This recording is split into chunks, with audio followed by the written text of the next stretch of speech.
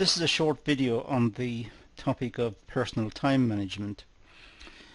It's an important topic because it enables us to be more productive when we work or when we set about going about tasks. But it's not that sophisticated. It states the obvious in some respects, and it simply tells us or reminds us how to be efficient and how to focus and concentrate. It's a very straightforward video as a consequence. I'm just going to skip over some points. It may or may not be relevant. If you're asked to talk about personal time management at any stage in the future, it may become relevant in that context, and it's worth going back to visit. You may get a few pointers from it. But it's not very complicated, but perhaps worth bearing in mind. So with those points being made, let's have a look at personal time management.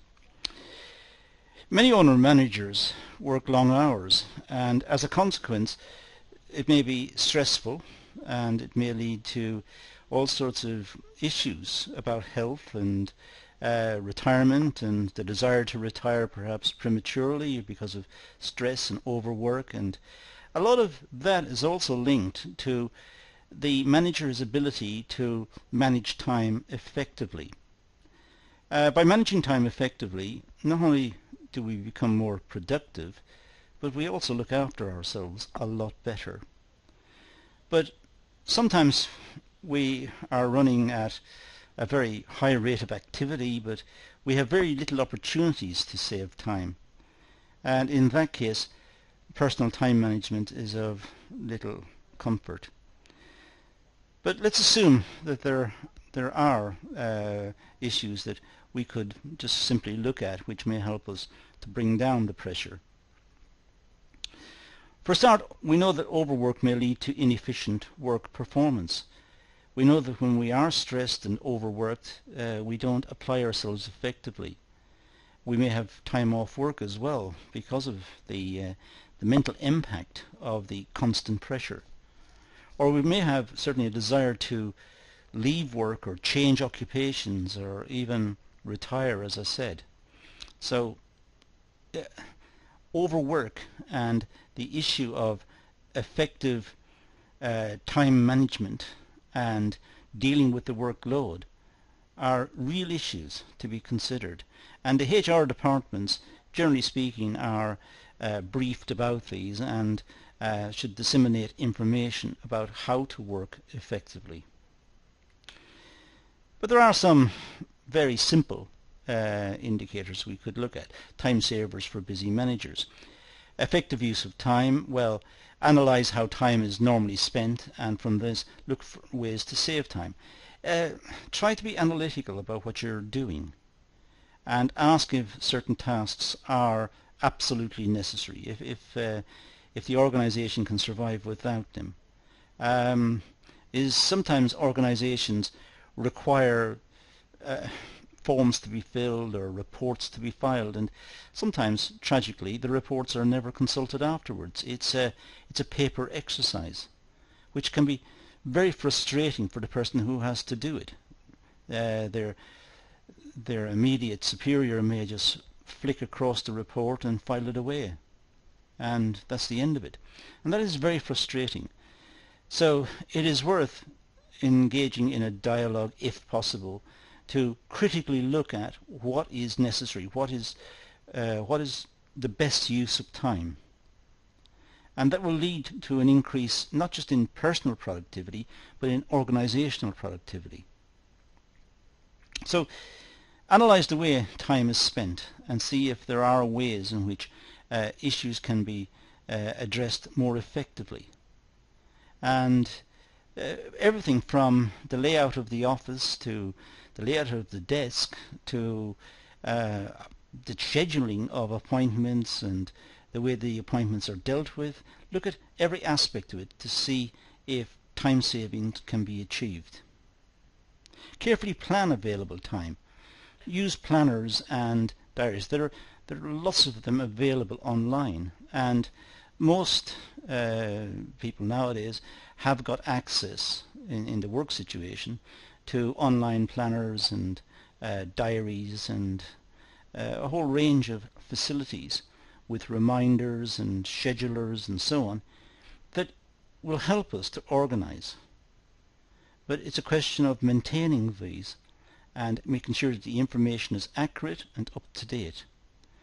And also comparing the estimates for jobs that we're going to do with the actual time taken, and looking at variances and accounting for the variances. Why did we think a job was going to take us 10 minutes when it took us a half an hour?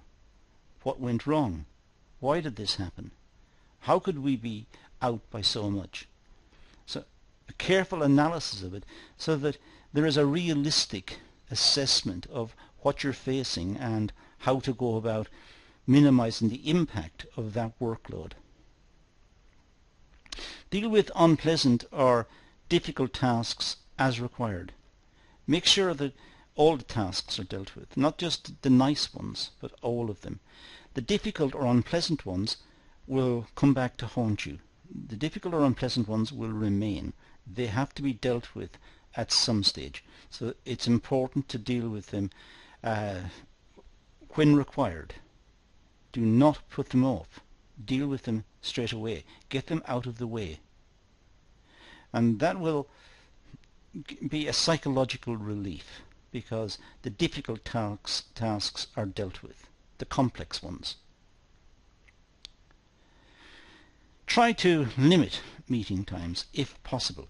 If it's a meeting that you've got to call, schedule it for to be efficient, to deal with the particular topic, and to avoid chairing the meeting, if you are the chair, in a way that enables open discussion and free and easy discussion and lots of comments, and sometimes people will drift from the point and make other comments, and there will be distractions at the meetings. Make sure it's controlled.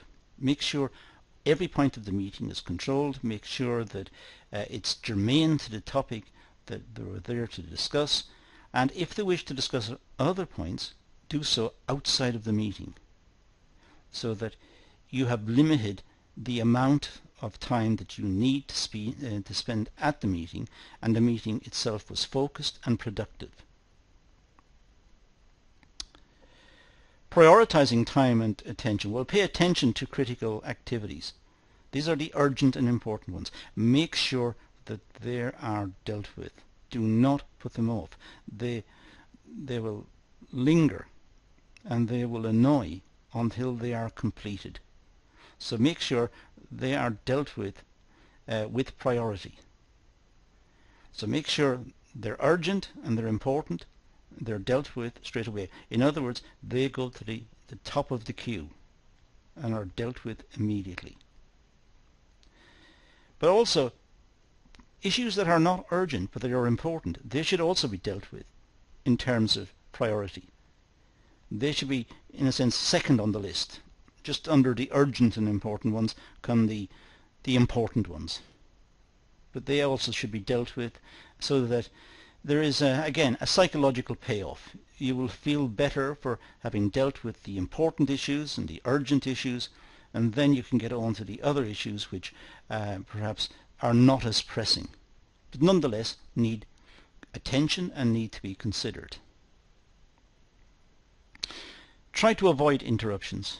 Try to find spaces throughout the day in which you're able to focus and concentrate on the issues and deal with those without interruptions, without being called away, or try to deal with them effectively in those time slots. And try to avoid distractions. The distractions may not just come from outside. You might get distracted yourself. You are searching for some information online and you find an interesting site that matches your hobby. Well, that's not relevant. You may bookmark it and send it to yourself for later consultation and discussion and reading and study, but it's not relevant in the context of what you were looking for. What you were looking for was something else. Do not distract yourself. That means try to have an environment which is focused. so you're able to deal with the issues that you are there to deal with. So try to avoid the interruptions, try to avoid people interrupting you, try to program any meetings if at all possible to a slot which is away from your key time during the day, where you deal with the urgent and the important issues, when you need to focus and concentrate and get it right. So try to program as much away from that time slot. And as I said, try to avoid distractions. Now, a lot of what I've said in this session are stating the obvious. I recognize that it's a very basic consideration of prioritizing time, managing time, and looking at it from a personal perspective. Nonetheless, in real working situations, it is important. I recognize that not everything I've said will be possible. It may not be possible to, say, for example, to avoid interruptions, just on the slide we've got in front of us. It may not be possible. People will interrupt you and ask questions, and the phone will ring, and you will have emails from clients or from the administration that need even immediate responses. So you will have interruptions and you will have distractions. People will just pop in to say hello or ask how you are. And in a sense, because organizations are social institutions as well, that's important. It's important to cultivate good relationships within the workplace. But try to minimize it.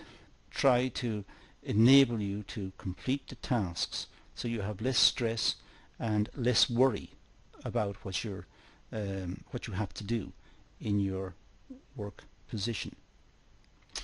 But let's leave it at that. It's, as I said, short class, very straightforward, just a collection of points that writers in the area have considered important. So let's leave it at that and say thank you for watching.